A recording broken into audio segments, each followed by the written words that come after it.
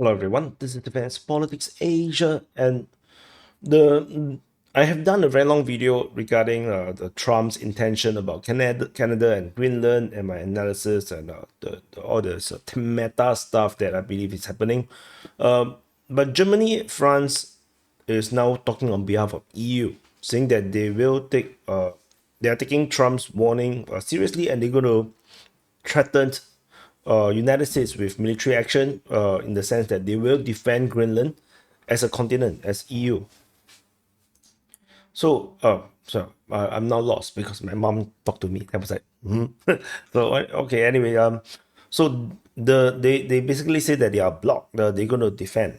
I need to.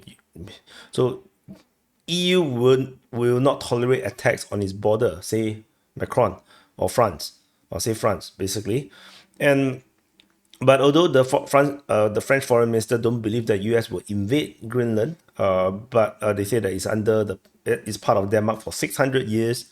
But they say that they will not allow any other country to attack the sovereign borders of EU. I don't know that EU actually have sovereign borders. Like EU, when is EU a sovereign state? Like I'm not sure, but of course this of course raised a lot of eyebrows. I see it on Twitter. Everybody's like, but this is yet another. It's like this is an ongoing thing. The European Union has always wanted to form a European army, so now this is a good excuse for them to do so. But will they do it? The thing is that they're going to defend Greenland with what? They have given so much to Ukraine. I'm not sure how they're going to defend Greenland. So the Chancellor of Germany, Olaf Scholz, also say that the principle of inviolability of borders applies to every country except Israel. Like, they support Israel's right to go into Golan Heights. So yeah, it's all nonsense. They support Kosovo as well. They break up Yugoslavia. They go against Serbia. So it's all hypocrisy. No, don't believe this kind of thing. It's just nonsense. Whoever have the power, have the means and the will to do it, they'll do it. And the side that cannot defend, cannot hold back, they can't. They can't hold it, and they just have to accept that they lost the grounds. So of course they have to put up a strong front right now, because this is basic geopolitics. They have to bind together so that they will look stronger and bigger, so that they can protect Denmark's Greenland. But if Trump or United States decide to go ahead, either politically or militarily take Greenland, because they could politically take Greenland by forcing a referendum and bribe everyone living there. There's not a lot of people. I heard it's like 56,000 people only. Easy to bribe. No, there's not a lot of money. Then yeah, I don't think Denmark can do much. No, and the best part is Denmark used to have an air force, F-16s. They gave all of them to be replaced with F-35, but the F-35 is only going to come 2-3 years from now. So they have no air force. So Denmark cannot defend Greenland. Not that the fighter jets can fly from Denmark to Greenland. Like, it's too far, I think. So yeah, they have no means of defending Greenland as well. So, which means the entire defense of Greenland have always largely be dependent on United States as part of NATO. So, which is also why Trump is but as a businessman, when you look at the ledger, it's like, why the hell are we defending Greenland? Might as well just take it. This is like a very realist way of viewing the world. And this is not the first time. He also talked about buying Greenland in 2019, but during those days he was under siege. Now he's the Kwisatz Haderach. No, he is the Lisan El Gaib. No, he is the chosen one now. He's going to do whatever he wants. And if he's going to do this American jihad, then I think, yeah, what can you do? The American first jihad. So that's a big problem right now. There is also, I saw some rumors that Denmark is like, getting a bit wavery, because I think they, even by calculation, they know that there's no way they can defend Greenland, and Trump have threatened 100% tariff or something on Denmark, or to to force them into the sale. So yeah, so the thing is that so anyway, the front they say that if you think that United States will invade Greenland, you say no. If you enter the era to see the return of the survival of the fittest, then the answer is yes. And actually, the answer is yes, because in my other video, the long one, I did mention that we have entered back into a multipolar world. When was the last multipolar world? It was it was World War Two, before World War Two.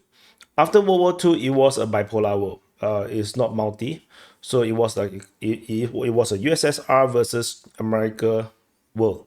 But before that, it was a multipolar world. You have many strong powers, and every power is jostling for more power to so that they can actually prevail and have an edge against their opponent, like Germany, France, Britain, USA, USSR during those days. Like everybody's jostling for power, and France as well. So now, I believe the assessment by Trump is that we have reached a stage where the United States is no longer that sole superpower, and they have to secure their interests because EU and Europe has proven to be extremely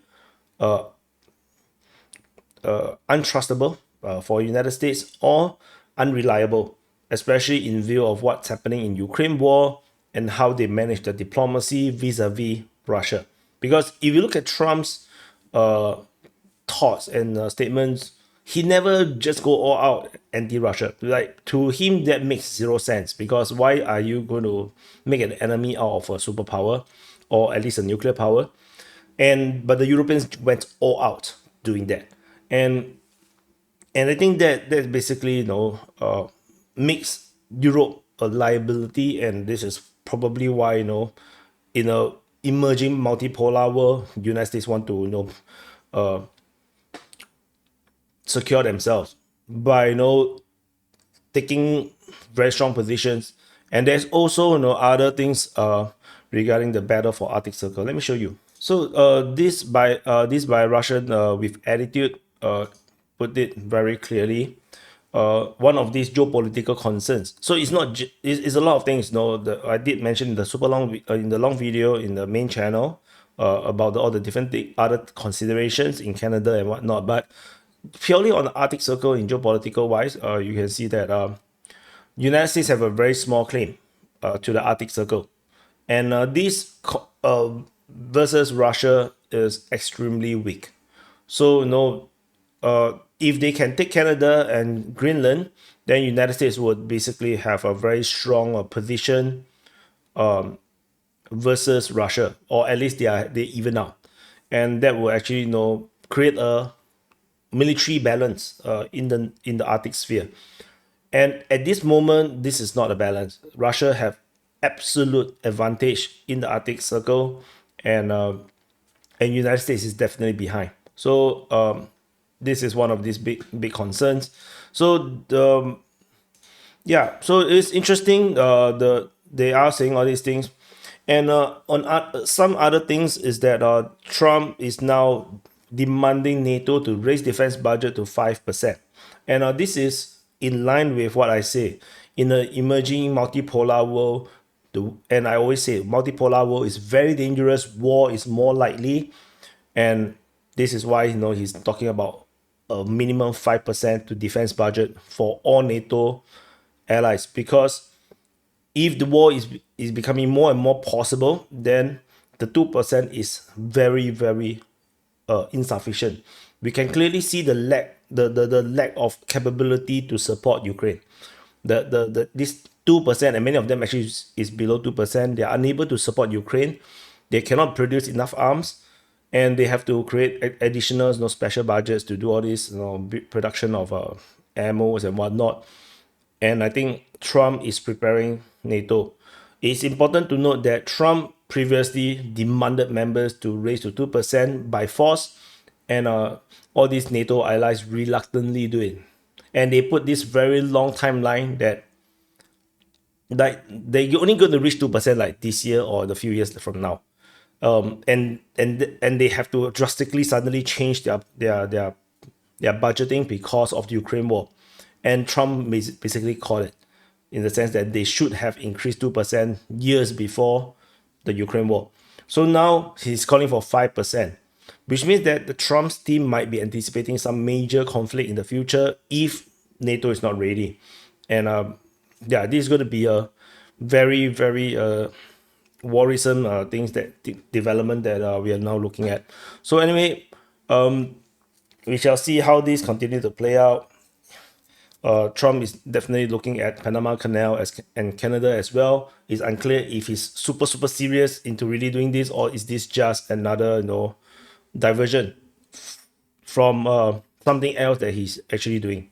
But geopolitically speaking, it all makes sense. So anyway, yeah, maybe the EU army is going to the topic of EU army will return, but how is Europe is going to build another army aside from the NATO one, or are they going to do double use? Yeah, which really remains to be seen. So anyway, thank you for watching. Press the like button, subscribe, and let's buy some popcorns. This will 2025 has kicked off to a very interesting start. Yeah, see you guys in the and watch the full one. This one is more things. See you in the next update.